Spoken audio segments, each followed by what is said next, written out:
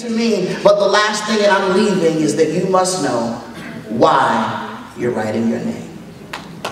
Because it's going to get hard. It's always been hard for me. Fitting in, knowing that I was different, trying to impress people who were never going to like me, understanding who I was apart from the fact that I was a speaker, trying to grow, getting to college going, what is this big place? Going to USC in January instead of in August, so I didn't know anyone once I got there, hadn't met anybody. The classes were hard, people from all over the world. I used to think I was smart and people started saying words I had never heard. And I always wondered, what is this like? Maybe it's too big for me. Maybe I should give up. Maybe I should just be what everyone else wants me to be. But what kept me going is that I knew that I wasn't just writing my name on something, but I knew why I was writing. And everything that you've been through up until this point has helped you create your why.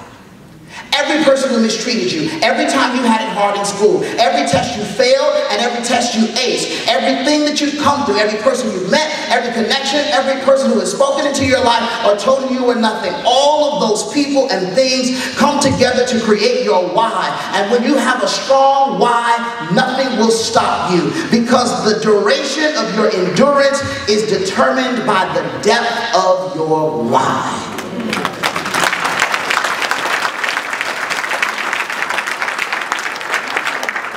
Class of 2015, it's time for your name.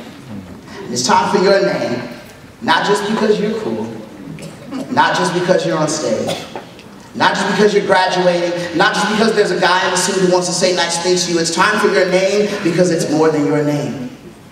When your name gets there, when your name is written on whatever you want it to be, there are hundreds and thousands of other names that may not be written next to yours, but when we read yours, we see them. So when your name gets there, we see your mom's name.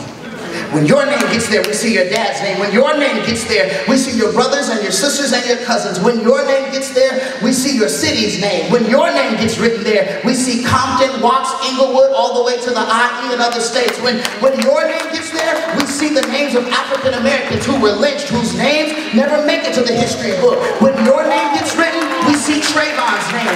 We see Eric's name. We see Ezel Ford's name. We see Oscar Grant's name. When your name gets there, we see our community's name. But most of all, when your name gets there, we see the name that's above every name.